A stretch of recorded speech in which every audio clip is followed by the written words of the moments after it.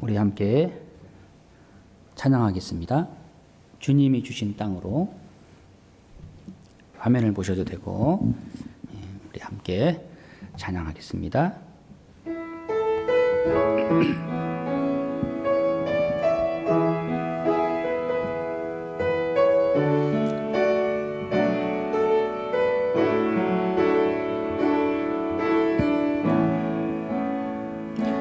주님이 주신 땅으로 한 걸음씩 나아갈 때에 수많은 적들과 견고한 성이 나를 두렵게 하지만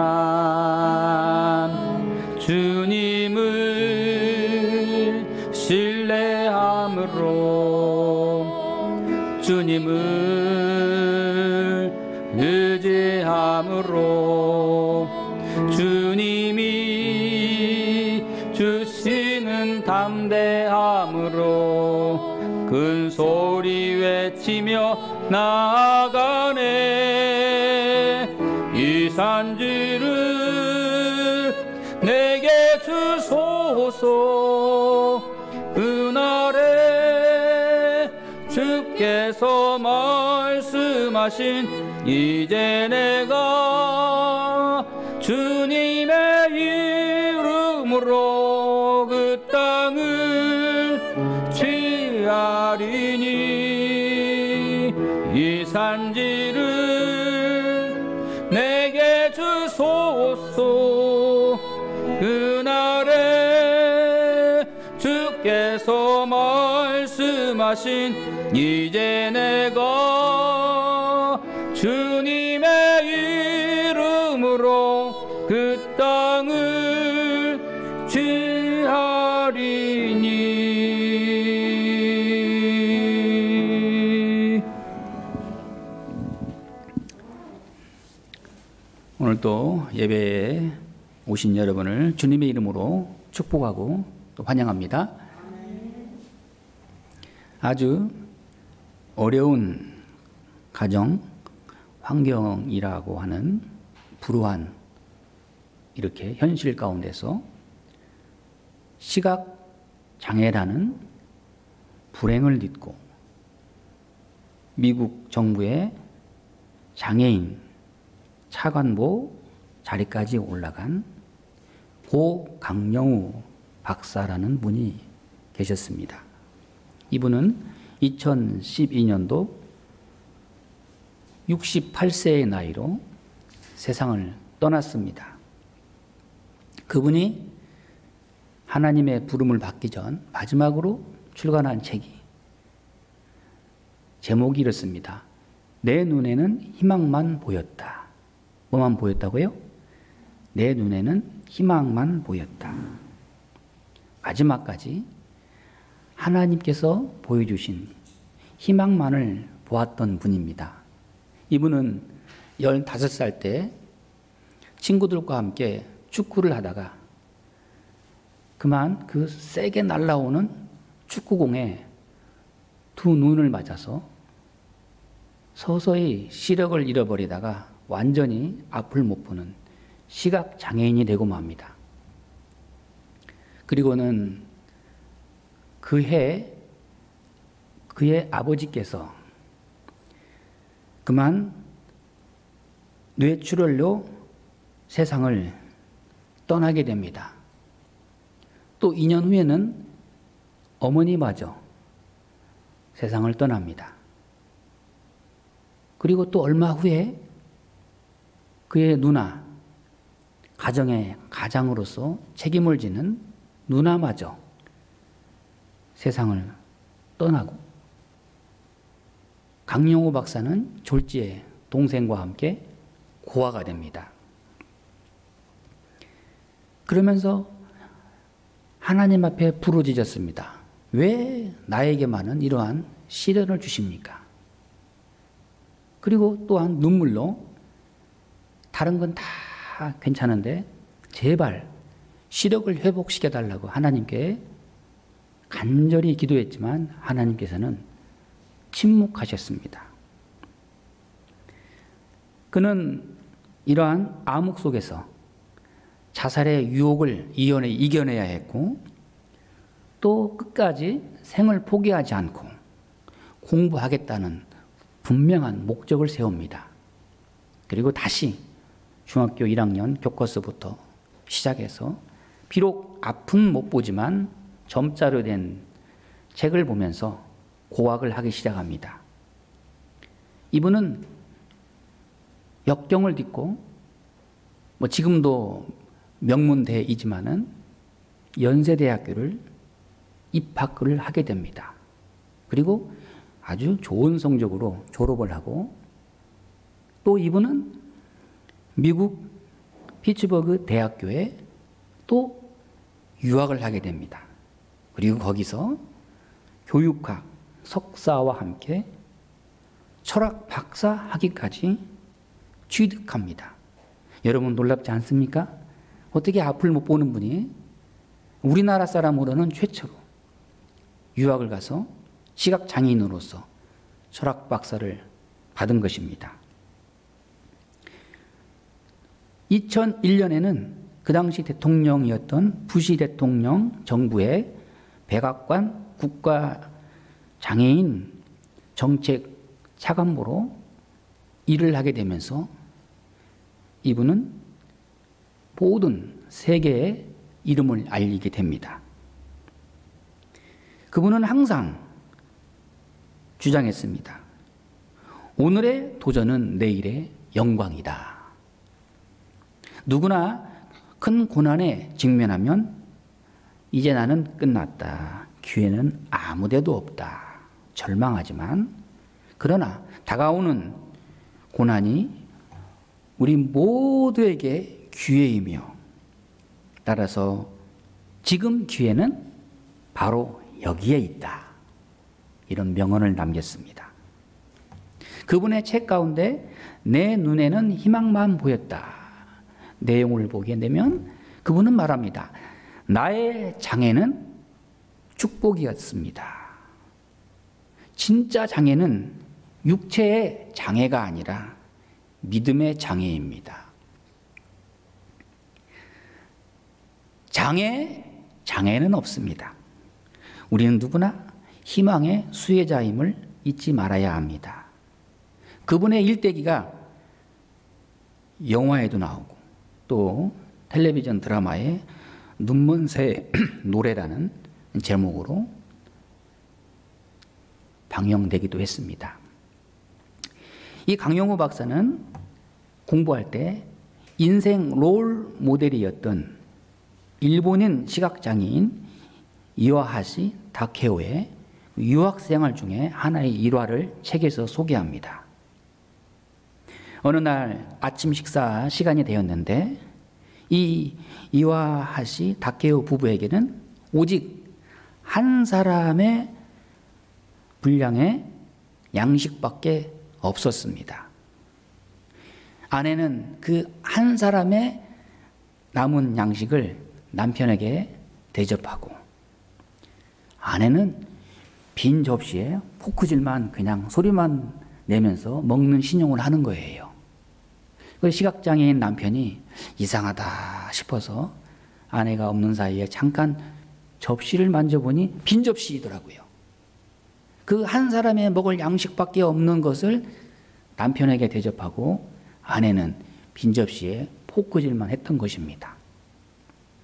그래서 이 시각장애인은 하나님 앞에 기도했습니다. 다짐했습니다. 하나님, 내가 열심히 공부해서 꼭 위대한 지도자가 되고 또 아내를 행복하게 하겠습니다. 그 결심을 성공으로 이루었습니다. 여러분, 얼마나 큰 감동이 되지 않습니까? 영국의 불후의 명작 신라권이라는 불후의 명작을 남긴 이 시각장애인 시인 존 밀턴은 우리에게 말합니다. 실명이 비참한 것이 아니라 실명을 이겨낼 수는 없는 나약함이 비참한 것이다. 고난 그 자체가 절망이요 비참한 것이 아니라 그것을 믿음으로 이겨내고자 하는 그 믿음이 없다면 그것 자체가 비참합니다. 우리에게 말해주고 있습니다. 요한복음 9장을 보면 나면서부터 시각장애인 소경이 나옵니다. 예수님의 제자들은 예수님께 묻습니다. 주님, 이 사람이 맹인으로 된 것이 도대체 누구의 죄 때문입니까? 이스라엘 사람들은 그런 불행을 딛고 장애를 입거나 고난을 겪으면 반드시 누구의 죄 때문이라는 그런 율법이 있습니다. 이 사람이 나면서부터 앞을 못 본 시각장애인으로 태어났는데 도대체 이 사람의 그 맹인으로 된 것은 누구의 죄 때문입니까? 본인의 죄 때문이라면 정말 그거는 좀 이해가 되지 않습니까? 하는 말씀이죠. 아직 나면서부터 뭐 죄를 짓고 태어난 것은 아니잖아요. 또 부모의 죄 때문이라면은 부모하고 자녀하고 너무 거리가 먼데 그것도 좀 억울하지 않습니까? 뭐 그런 질문입니다. 이때 예수님께서는 말씀하십니다. 본인이나 그 자신의 죄 때문에 소경으로 난 것이 아니라 여기서 중요합니다. 하나님이 하시고자 하시는 일을 나타내고자 함이니라. 참 받아들이기 어려운 말씀이죠. 저는 대학교 다닐 때 채플 시간에 어떤 목사님이 예배 시간에 이 본문의 말씀을 요한복음 9장의 말씀을 설교하시는데 하나님이 하시고자 하시는 일을 나타내고자 이 소경은 날 때부터 맹인으로 났다. 그리고 예배 끝나고 나오는데 그래도 그러지 아유 본인은 얼마나 불행해. 한 번도 앞을 보지 못하는데 그게 이해가 안 가더라고요. 그런데 서서히 시간이 흐르고 또 이렇게 성경을 다시 보고 할 때 하나님이 하시는 일이 있구나. 예수님은 이 시각장애인을 놓고 이 원인을 과거로 돌리지 않았습니다. 누구 때문이라고 말씀하지 않으시고 이 사람이 내일의 영광을 위해서 미래를 위해서 오늘의 고난에 처해 있다고 말씀하신 것입니다. 중요한 것은 바로 이것입니다. 하나님이 하시고자 하시는 일을 나타내고자 이 사람은 고난을 겪고 있다. 오늘 본문에 흩어진 사람들이라는 말씀이 나옵니다. 하나님께서는 하나님의 일을 하시고자 하나님의 일을 나타내시고자 사람들을 흩어지게 하셨습니다. 이 흩어졌다는 말은 자기가 자원해서 떠난 것이 아니에요. 강제로 쫓겨난 사람들입니다. 삶의 터전을 한순간 다 잃어버리고 재산도 잃어버리고 가정도 잃어버리고 안정된 생활로부터 쫓겨난 사람들, 그리고는 전에 가보지 않았던 새로운 낯선 곳으로 흩어진 사람들. 초대교회는 어떤 교회입니까? 성령 충만한 교회라고 사도행전 2장에서 말씀합니다. 예수님께서 부활하시고 승천하신 다음에 오순절 날에 성령 강림하신 그 이후로 교회는 날로 할렐루야 부흥성장했습니다. 베드로의 한 번의 설교로 3,000명이 넘는 사람들이 회개하고 세례를 받았습니다. 이처럼 놀라운 능력의 말씀이 전파됩니다. 온 교회가 성령 충만하고 은혜 충만하고 날마다 새롭게 부흥하는데 어째서 이러한 예루살렘 교회에 핍박이 와야 합니까? 그 7 집사 중에 한 사람인 스데반은 하나님의 말씀을 전하다가 마지막에는 돌에 맞아 죽는 순교를 맞이합니다. 그리고 이제 오늘 본문의 말씀에 이 일로 인해서 8장 1절에 보면은 그날에 예루살렘에 있는 교회에 큰 박해가 있어. 그리고 또한 3절 말씀에 사울이 교회를 진멸할세 각 집에 들어가서 남녀를 끌어다가 옥에 넘기니라. 엄청난 핍박이 몰아닥친 것입니다. 그리고는 예루살렘에 모여있던 그리스도인들이 이제는 가까운 사마리아로 또 다른 지역으로 흩어지게 됩니다. 왜 이렇게 핍박이 와야 했을까? 왜 갑자기 그리스도인들이 쫓겨나야 했을까? 예루살렘 사람들이 핍박과 고통 가운데서 방황할 때 이제 오늘 본문 말씀에 그에 합당한 귀중한 해답을 줍니다. 4절 말씀에 흩어진 사람들이 두루 다니며 복음을 전할세.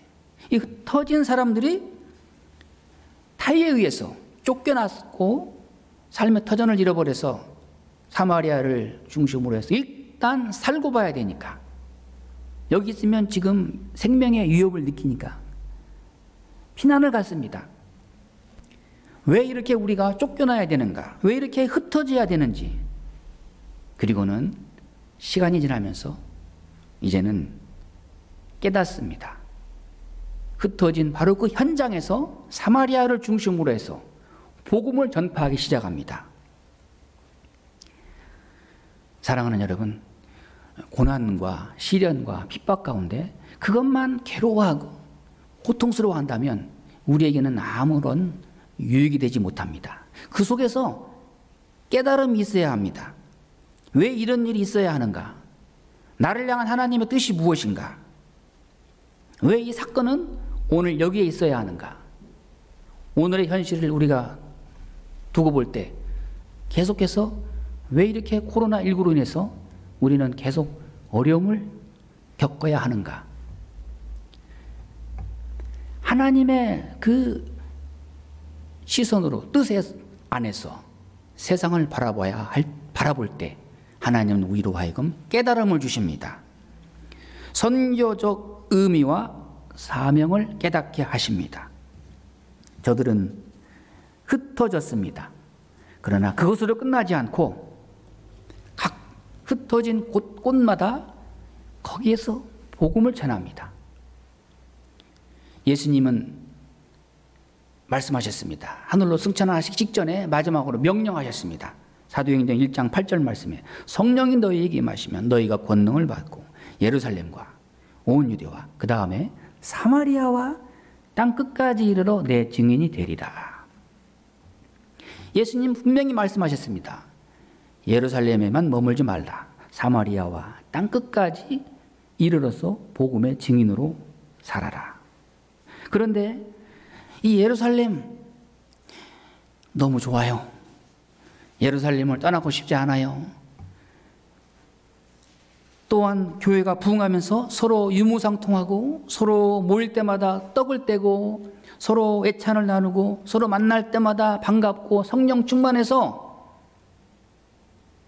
사마리아로 갈 생각이 없어요.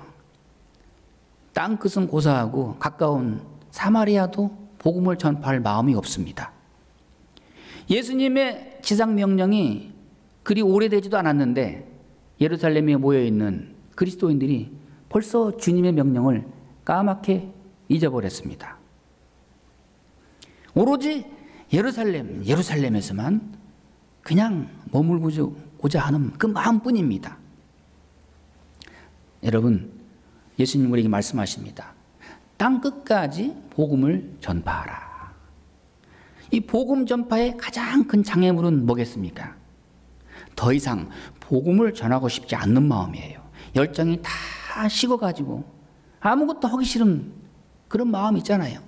열정이 식어지고 사라질 때 이것은 복음 전파의 가장 큰 적이 되는 것입니다. 또 있습니다.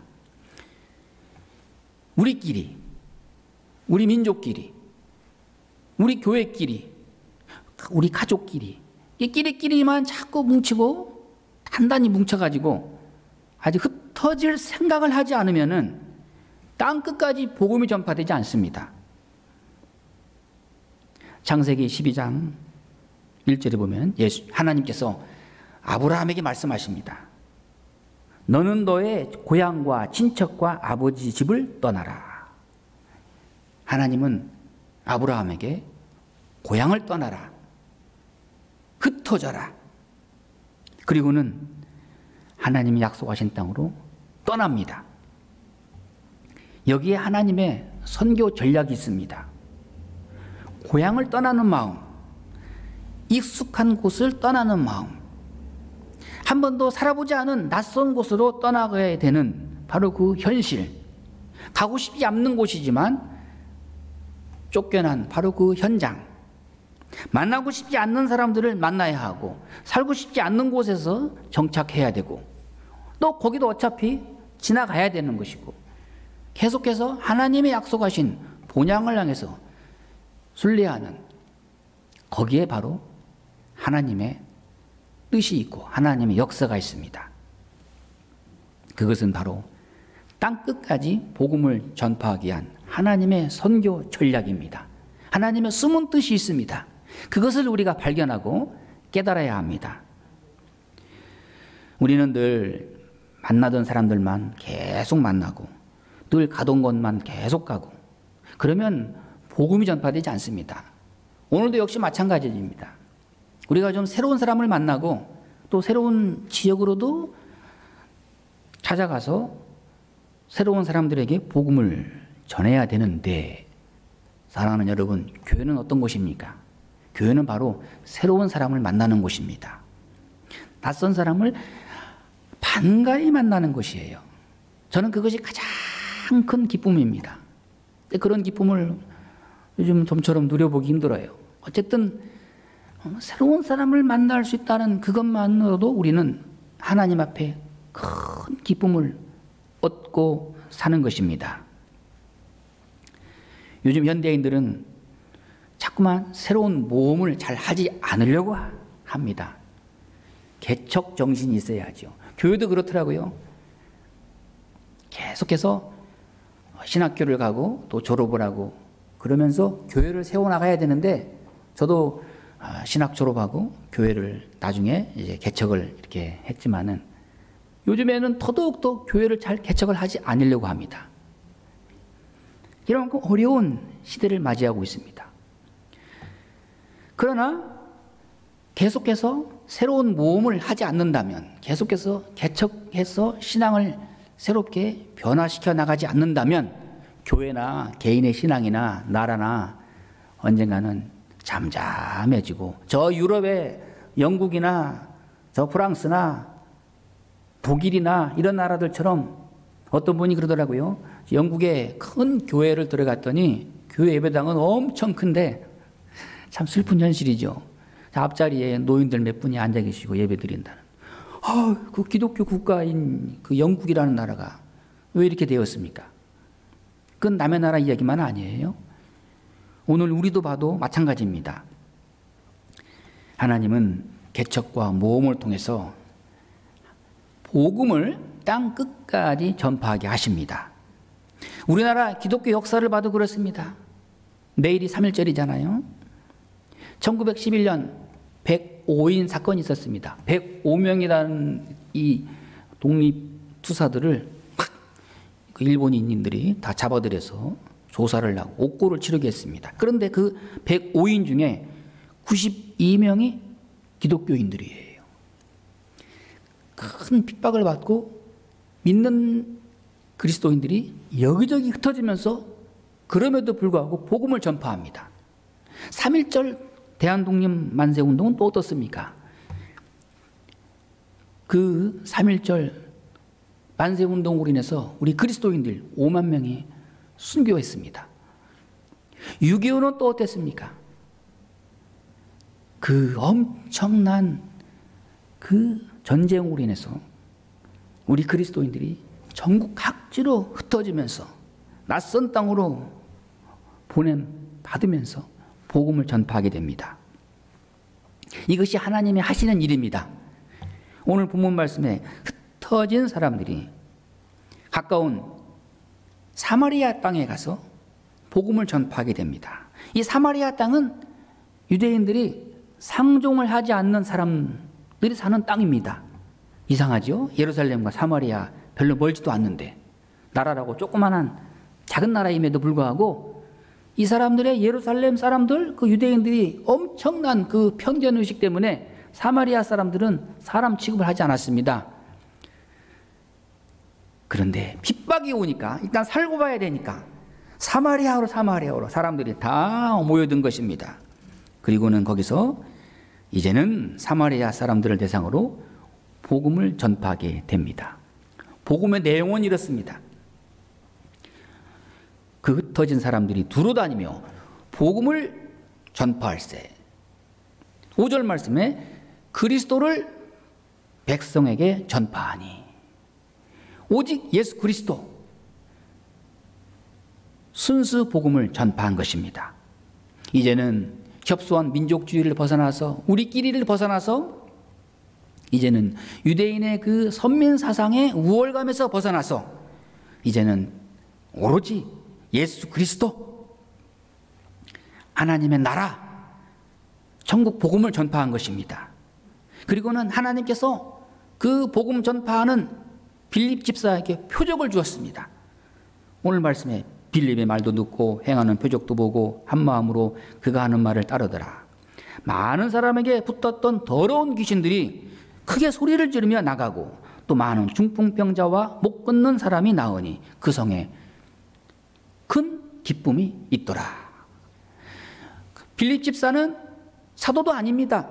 7사람 집사 가운데 한 사람이지만 담대하게 복음을 내칠 때 성령의 능력이 역사해서 못 걷는 사람이 걷기도 하고, 장님이 눈을 뜨기도 하고, 중풍병자가 병이 낫기도 하고, 그러므로 예루살렘 성에, 또 사마리아 성에, 이 낯선 땅에 하나님이 주신 기쁨으로 충만하더라.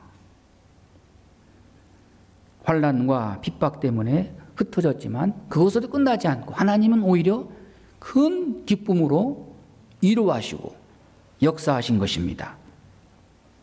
이것이 하나님이 주시는 축복입니다. 하나님이 하시는 일은 해피엔드입니다. 그 과정은 핍박과 고난과 순교가 있지만 하나님이 우리에게 주고자 하시는 궁극적인 목적은 기쁨이에요.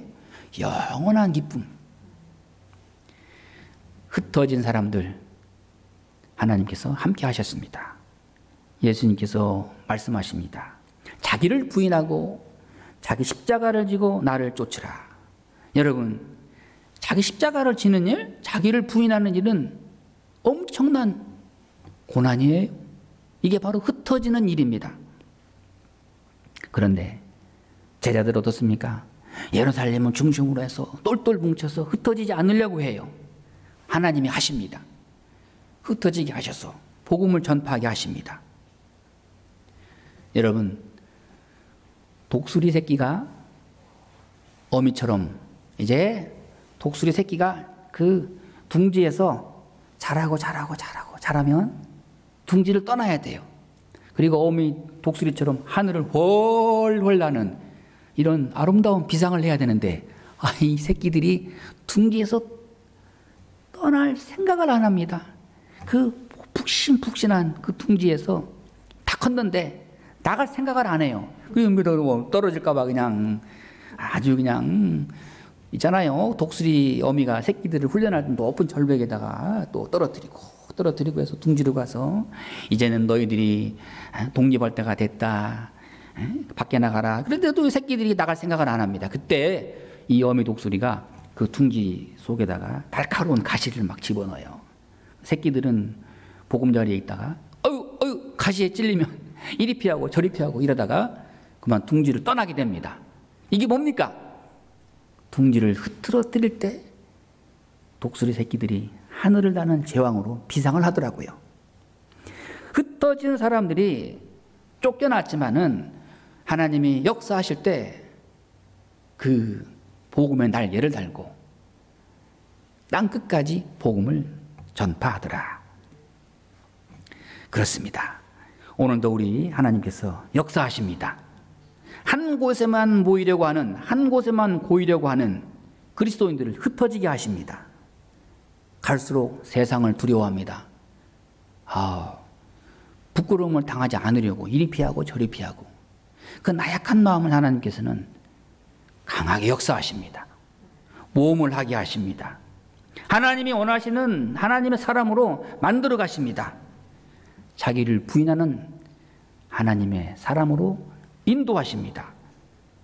핍박과 환난과 고난을 통해서, 실패와 질병을 통해서 우리의 그 안일한 그 마음과 고인 생각을 하나님께서는 흐트러뜨리십니다.